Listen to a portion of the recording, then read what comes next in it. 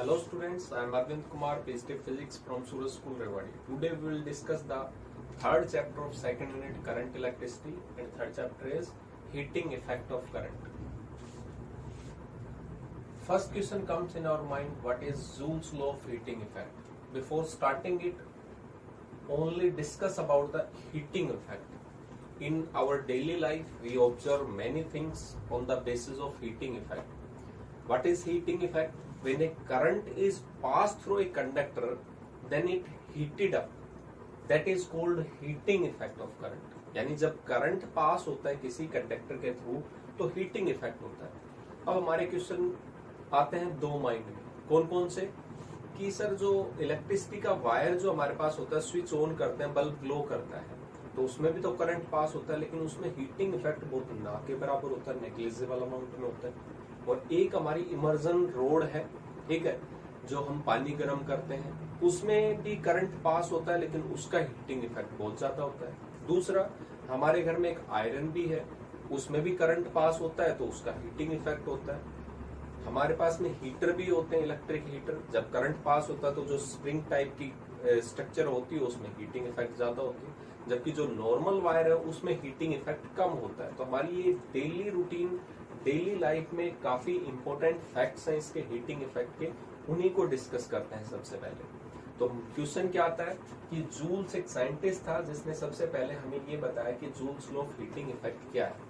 तो हमें अभी तक ये पता चला heating effect is the when current is pass through a conductor then heat will generate, that is called heating effect. Joule's ने क्या कहा, आगे इसका भी आंसर बताएंगे, उसमें कम क्यों था, इसमें ज्यादा क्यों था. तो जूल्स ने क्या ऑब्जर्व किया, कहता है कि हीट प्रोड्यूस होगी. ये मान लेते कंडक्टर है, वायर, इसमें हमने करंट पास किया, करंट जाएगा, तो जब इसके थ्रू हमने हीट जो प्रोड्यूस होगी, इस हीट का फॉर्मूला देखा जूल्स ने, तो क्या देखा कि अगर heat produced across a conductor is directly proportional to current square pass through that conductor, यानी जो करंट पास होगा किसी कंडक्टर के थ्रू, उसमें करंट के स्क्वायर के टाइम्स, यानी अगर पहले करंट 2 एम्पियर जा रहा था तो इसमें मान लेते हैं 10 जूल हीट जनरेट हो रही थी. जब मैंने यहाँ पे डबल कर दिया तो हीट 20 नहीं हुई, यहाँ पे कितनी होगी 100. इसका मतलब करंट को हम डबल कर रहे हैं तो हीट है उसके स्क्वायर टाइम्स के मल्टीपल टाइम्स होगी. तो करंट इंक्रीज करेंगे तो हीट भी करंट के थ्रू, कंडक्टर के थ्रू क्या होगी, ज्यादा प्रोड्यूस होगी. सेकंड पॉइंट इसने ऑब्जर्व किया, heat is directly proportional to resistance of the conductor. जितना ज्यादा इस वायर का रेजिस्टेंस होगा उतना ही ज्यादा हीट प्रोड्यूस होगी. अब हमारे नॉर्मल वायर जो होते हैं घरों में, वो बेसिक कंडक्टर्स होते हैं, यानी उनका रेजिस्टेंस जो मिलेगा वो आपको कम मिलेगा, रेजिस्टिविटी कम होती है, कॉपर एल्यूमिनियम की जनरली जो यूज करते हैं. और जो हीटर में हम यूज करते हैं, इमर्जन रोड में यूज करते हैं, वो नाइक्रोम वायर होता है जिसकी रेजिस्टिविटी बहुत ज्यादा होती है. तो वहां पे रेजिस्टिविटी ज्यादा, दैट मीन्स रेजिस्टेंस ज्यादा था. रेजिस्टेंस ज्यादा है, इसलिए हीटिंग इफेक्ट हीटर में, प्रेस में, आयरन में, या जो हम गीजर बोलते हैं या इमर्जन रोड थी, उनमें ज्यादा होता है ड्यू टू मोर रेजिस्टेंस. और जो हमारी कनेक्टिंग वायर्स होती है उनमें रेजिस्टेंस बहुत कम होता है, इसलिए हीटिंग इफेक्ट इनमें कम प्रोड्यूस होता है. नेक्स्ट पॉइंट जूल्स ने कहा, heat produce is also directly proportional to time passes through it. अगर मैं एक करंट को, सेम करंट था, एक तो 2 सेकंड के लिए पास हो रहा है और एक 2 मिनट के लिए पास हो रहा है, तो इसमें हीट प्रोड्यूस ज्यादा होगी, जिसमें टाइम ज्यादा होगी. जैसे इमर्जन रोड है, अगर वो हम 5 मिनट के लगाएंगे तो हीट, पानी थोड़ा कम गर्म होगा, और उसको 2 घंटे तक, 2 आवर्स तक लगाएंगे तो ज्यादा हीट प्रोड्यूस होगी. दैट मीन्स टाइम के भी डायरेक्टली प्रोपोर्शनल होती है हीट. तो ऑन कंबाइनिंग दीज, अगर इन सभी को कंबाइन करते हम, combining, heat is directly proportional to I square R T. ठीक है, यहाँ पे एक हीटिंग इफेक्ट होता है, प्रोपोर्शनल कांस्टेंट आएगा, बट उसकी value SI system of unit में कितनी होती है, 1. इसलिए हम इसको कितना लिख देते हैं, 1 लिख देते हैं. तो हीट का according to Joule's law of heating effect हमारे पास फॉर्मूला क्या है, H is equal to I square R T. ये हीटिंग इफेक्ट का फॉर्मूला था, इसकी यूनिट क्या होगी, joule. SI unit of heat is joule. तो ये रिजल्ट जो हमें मिलेगा, कितना करंट पास था उस कंडक्टर के थ्रू, कितना रेजिस्टेंस था, कितने टाइम के लिए पास किया, क्योंकि टाइम के ऊपर भी डिपेंडेंट था, इसलिए हीटिंग इफेक्ट का फॉर्मूला बन जाता है. This is called joules law of heating effect. अब माइंड में आता है हमारे पास में कि बेसिक कोज क्या है इसका। अगर हम कोज पे जाएं, cause of heating effect, cause of heating effect, ठीक है। इस हीटिंग इफेक्ट का बेसिक कोज क्या होगा यहाँ पे वो देखना हमें, ध्यान से देखेंगे। ये कंडक्टर है, कंडक्टर, इसके अक्रॉस जब हमने बैटरी कनेक्ट किए है, ठीक है, ये एक बैटरी कनेक्ट की, कुछ वोल्ट की होगी यहाँ पे पोटेंशियल, तो इलेक्ट्रिक फील्ड जनरेट होगी इसमें, E equal to minus dP upon dr, कुछ कंडक्टर की लेंथ है इस एंड और इस एंड के बीच में, तो डिस्टेंस थी, पोटेंशियल डिफरेंस था दोनों एंड के बीच में, इलेक्ट्रिक फील्ड सेटअप हुई पॉजिटिव टर्मिनल टू नेगेटिव। किसी भी कंडक्टर में क्या होते हैं, इलेक्ट्रॉन्स होते हैं। अब इन इलेक्ट्रॉन्स पे कैसा चार्ज होता है, नेगेटिव। नेगेटिव होगा तो इन पे इलेक्ट्रिक फील्ड में फोर्स किधर लगेगा, in the opposite direction of electric field. तो ये इलेक्ट्रॉन जो है वो इधर मूव करना स्टार्ट करेंगे, इन पे फोर्स लगेगा। फोर्स किसी चीज पे लगा रहे तो उसकी वेलोसिटी, स्पीड इंक्रीज होगी, स्पीड इंक्रीज हो रही है, दैट मीन्स काइनेटिक एनर्जी क्या होगी, इंक्रीज। तो इसका मतलब इन पे फोर्स लग रहा था और फोर्स की वजह से क्या होगा, काइनेटिक एनर्जी इंक्रीज होगी।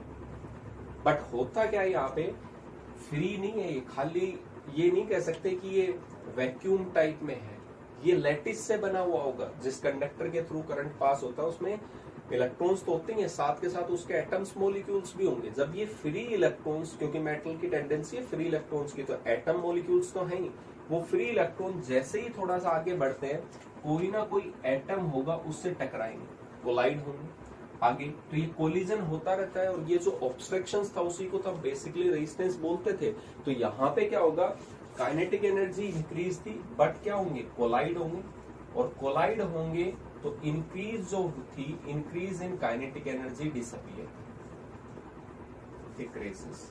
तो क्या होगा, ये डिक्रीज होगी, increase in kinetic energy decreases, तो यहाँ पे ये डिक्रीज होगी काइनेटिक एनर्जी।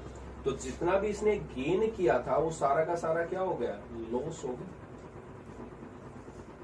अब फिर ये आगे चलेंगे इलेक्ट्रॉन्स, फिर इन पे फोर्स तो लग ही रहा है, कंटिन्यूअसली फोर्स लगेगा, आगे फिर कोलाइड करेंगे, तो जो इंक्रीज हुआ काइनेटिक एनर्जी में they also lost due to collision. तो ये जो लॉस हो रहा है काइनेटिक एनर्जी में, एनर्जी एक फॉर्म थी काइनेटिक एनर्जी, वो किस में कन्वर्ट हो रही है, हीटिंग इफेक्ट में, यानी हीट प्रोड्यूस कर रही है।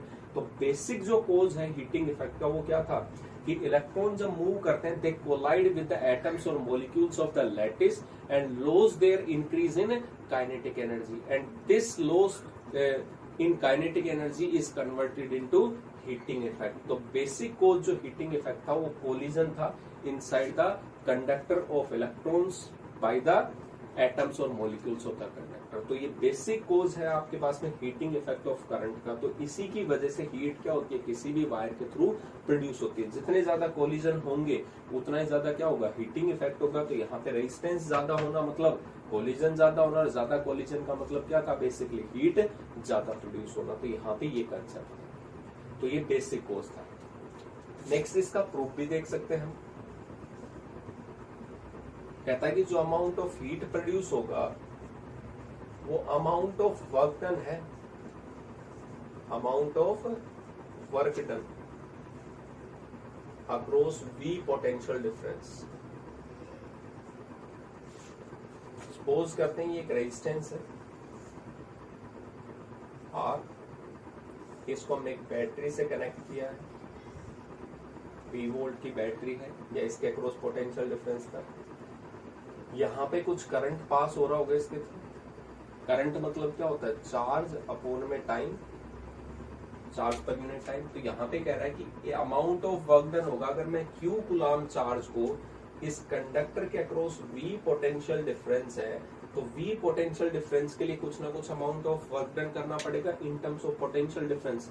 तो जो अमाउंट ऑफ वर्क डन होगा that will be equal to the heat produced across the conductor. इसको वेरीफाई करते हैं, देखते हैं एक सेकंड के लिए।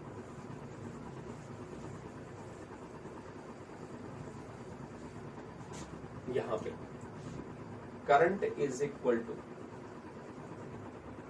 कितना होता है आई, और आई की value charge flowing per unit time. So charge is equal to charge Q is equal to कितना होगा आई इंटू में टी।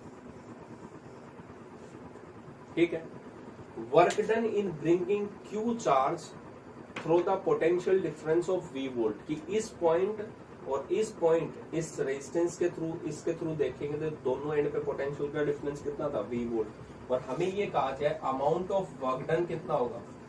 अब आपके माइंड में यही आएगा कि sir amount of work done तो जो होगा वो फोर्स इनटू डिस्प्लेस होना चाहिए, लेकिन यहाँ पे फोर्स इनटू डिस्प्लेसमेंट नहीं है, यहाँ पे हम पोटेंशियल डिफरेंस की टर्म्स में करेंगे। तो पोटेंशियल का बेसिक फॉर्मूला याद होगा, वर्क डन पर यूनिट है charge, so work done will be equal to charge into में पोटेंशियल डिफरेंस। तो यहाँ पे कितना आ जाएगा W इक्वल टू कितना चार्ज मूव कर रहा था Q, और पोटेंशियल डिफरेंस कितना था V। तो यहाँ पे Q इंटू में क्या हो गया V हो गया। अब Q की वैल्यू हमें पता है कितनी है V I इंटू में T, और ये भी। सो work done, and this work done will be converted into heat, क्योंकि यहाँ पे Q कूलम्ब चार्ज को V पोटेंशियल डिफरेंस के क्रॉस ले जाने में जो अमाउंट ऑफ वर्क डन होगा that is called heat produce. तो इसको हम क्या लिख देंगे हीट, और ये क्या हो जाएगा वी आई इंटू टी।